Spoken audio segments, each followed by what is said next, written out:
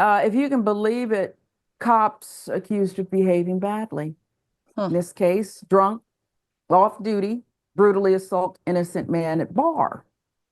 Drunk off-duty cops brutally assault an innocent man, kicking him out of the bar after accusing him of not being a U.S. citizen. No arrest 8 months later. You're not part of ICE. And what are you doing? Asking someone for their papers. Do have the body cam footage of what happened after the incident. Let's play that. I know you're illegal. All right, let him go. You stay on the ground. Stay on the ground. Oh, okay. Just sit there. Yes.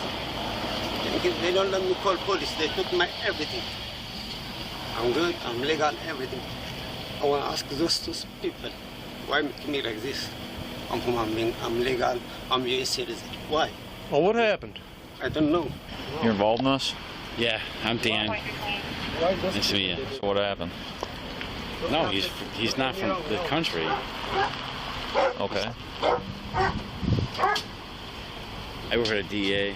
My partner's from ATF. Okay. And we started talking to him. He's like, I'm not from here. So he started shooting. I'm like, yeah, that was it. So we called you guys. So there was no disturbance here or anything? Oh, no. Okay. We got a report of like a fight or a disturbance. Oh, no. Okay. So you just think he's here illegally? Yeah. He's one of the bouncers you're talking about, one of the wannabe bouncers. Asking people for their papers or not even doing that. There's no investigation needed, I suspect. He doesn't look like me. By the way, what does someone who's an illegal look like? This is America, right? A melting pot. You can come from Canada, right? Couldn't you be from Canada and just say sorry when people bump into you? And that's our only clue that you're not from here? That's what Canadians do. You bump into them and they give you this polite, oh, sorry. This is what occurred before police arrived. Two off-duty cops were drunk at a bar when they physically accosted an African man they believed to be a terrorist living in the country illegally, grabbing him by his wrist, forcing him out of the bar, where they threw him to the ground, sat on top of him until police arrived. What on earth? The man they attacked was a legal American citizen and refugee from Eritrea, working as a commercial truck driver, doing nothing more than minding his own business at the Buzzards Roost bar in Hinckley, Ohio. I wouldn't go in a place named Buzzards. Lived up to the billing that night. 8 months after this incident, neither cop has been arrested or charged for the illegal detainment. The illegal detainment, assault, kidnapping. I'd throw the book. Isn't that what they're supposed to do? And by the way, if this is true, any part of this, Bolo, we got some dangerous gang members, in this case, cops, that shouldn't be walking the streets. Jonas Bakra Dengil told responding officers he tried to call police, but the two assailants snatched his phone, theft, I'm just adding up the charges, and wallet from him. I'm legal. I'm a U.S. citizen, he told a responding officer. Witnesses inside the bar confirmed Gill's account that he was attacked without provocation. They were really being aggressive with him, bartender told police. They were trying to snatch his phone. They were turning his arm. Another witness sitting at the bar told police that he told the two assailant cops they were illegally detaining him. But they responded by telling him they were federal agents. Huh? One of the cops, Daniel LeJack, resigned earlier this month from the Lake County Narcotics Agency after being notified of potential disciplinary action against him, according to WKYC. Let me get this straight. Disciplinary action for committing a crime? We can get to that, but shouldn't the SWAT team show up or something? It's a manhunt for this guy. It would be if it were you. The other cop, Donald Kopchak, who remains employed by the Cleveland Police Department. Boy, I covered them for years. It's not surprising. Suspended for,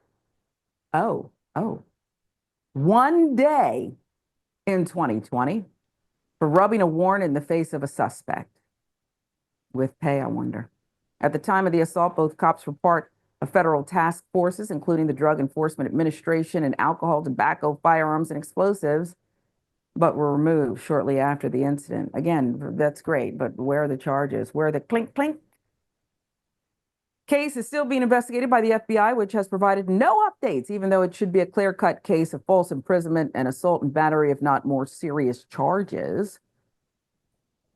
Can you get this done, Christopher Wray, before you go spend time with your family? Multiple body cam videos from responding Hinckley and Brunswick police officers reveal the two assailant cops believed they were keeping the community safe by attacking the truck driver. The Jack was especially concerned about being portrayed negatively in the media. I don't know what else to say, Fran, except for America, look at your life. This is now fully who we are. Don't talk about bad apples. Don't talk about how, there's some pockets of this and that. Sing it loud and proud. Frankly, you should perhaps change the anthem to reveal who we actually have become. What do you say? This is why I love this show, is because we're reporting on these kinds of stories that often go unnoticed by mainstream news or national news. But these are the kinds of acts of vigilante violence. And yes, these are police officers. They're off duty. And as you're saying, they have histories of misconduct before. But, it's just incredible. Like, he thinks he did nothing wrong.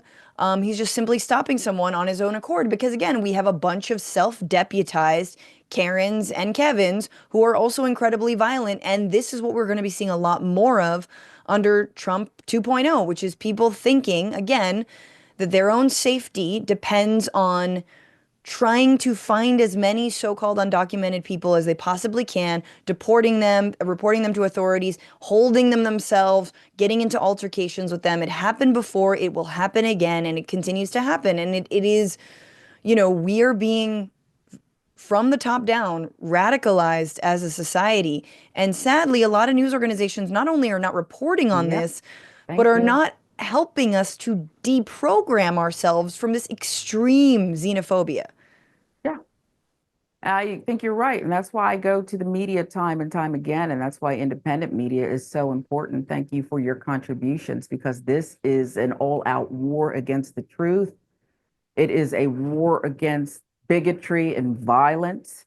And these networks, very few, CYT, a powerful one, have to keep going because of it. This is sickness, if you will, where the media is all too often complicit. I was one of the ones in the newsroom being told things like, you lay off Trump. We have to, be fair to both sides. I thought we could just go with the truth, guys. Silly me.